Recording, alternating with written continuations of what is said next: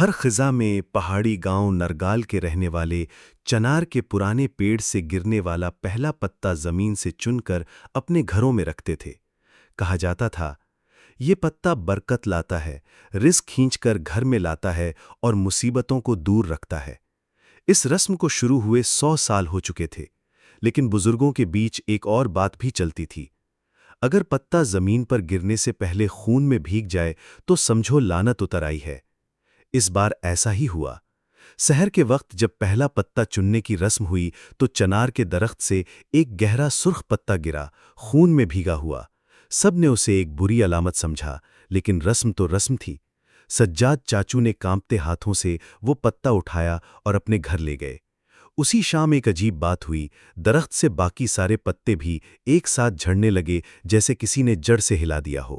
روبینہ، جو گاؤں کی پرانی لائبریری میں کام کرتی تھی، وہ ان روایات پر تحقیق کر رہی تھی۔ چنار کی پرانی لکھی گئی تاریخ میں اسے ایک عجیب نام ملا، لعنتی سایہ۔ کتاب میں لکھا تھا کہ 83 سال پہلے گاؤں والوں نے ایک نوجوان لڑکی کو ظالم کہہ کر مار ڈالا تھا۔ اس پر الزام تھا کہ وہ جادو جانتی ہے اور گاؤں میں بچوں کی اموات کی وجہ وہی ہے۔ اسے چنار کے درخت کے نیچے باندھ کر اس کے ناخن کھینچے گئے، اسے انگاروں پر ننگے پاؤں چلایا گیا، پھر زندہ گوشت کو کاٹ کاٹ کر موت دی گئی۔ لیکن روبینہ کو جو سچ پتا چلا وہ اس سے بھی بھیانک تھا۔ وہ لڑکی بے گناہ تھی۔ اصل مجرم ایک بااثر زمیندار تھا جو اپنی بیٹی کی موت کا الزام اس پر ڈالنا چاہتا تھا۔ گاؤں کے سب لوگوں نے اس ظلم میں حصہ لیا اور اب چنار کا خون میں بھیگا پتا اس ظلم کی قیمت مانگنے آیا تھا۔ اگلی صبح گاؤں میں تیز آندھی چلی، لیکن یہ عام آندھی نہ تھی۔ یہ ہوا گرم تھی، جیسے کسی نے بھٹی کھول دی ہو۔ لوگ جو باہر نکلے ان کی جلد جلنے لگی، جیسے دھوپ نہیں بلکہ تندور سے نکلتے شعلے ہوں۔ درخت سوکھنے لگے، پانی ابلنے لگا، بکریاں، گائیں اور پرندے سب تڑپ تڑپ کر مرنے لگے۔ گاؤں والے مسجد، مندر اور مزاروں کی طرف دوڑے، لیکن کوئی دعا اثر نہ کر رہی تھی۔ پھر بارش شروع ہوئی، لیکن یہ پانی کی بارش نہ تھی، یہ خون کی بارش تھی۔ گہرا، گاڑھا، بدبودار خون۔ پورا گاؤں سرخ ہو گیا۔ خون کی بارش کے بعد پورا گاؤں بیمار ہونے لگا، جسم پر پھوڑے نکلنے لگے، بچے کھانسی کرتے کرتے بے ہوش ہو گئے۔ جانور پہلے ہی مر چکے تھے اور اب لوگوں کی باری تھی۔ پھر زمین میں سے کیڑے نکلنے لگے، چھوٹے چھوٹے نہیں بلکہ انسان کے بازو جتنے لمبے، کالے، بدبودار کیڑے۔ یہ کیڑے گھروں میں گھستے، کپڑوں میں چھپتے اور سوئے ہوئے انسانوں کے جسموں پر رینگتے۔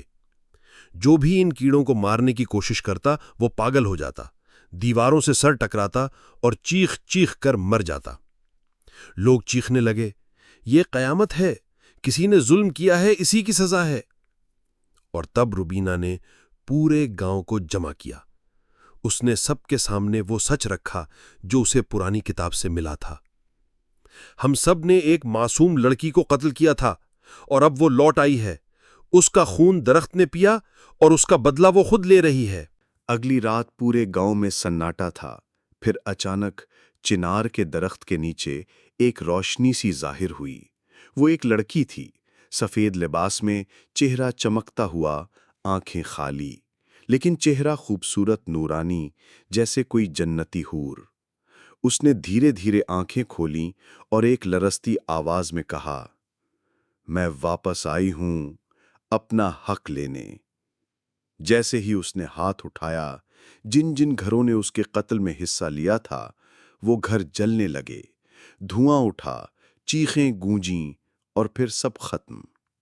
اگلی صبح پورے گاؤں میں صرف ایک گھر بچا تھا، روبینہ کا، کیونکہ اس نے سچ کو زندہ کیا تھا۔ چنار کا درخت اب ایک نیا پتا اگا چکا تھا، ہرا، خوشبودار اور روشنی سے لبریز۔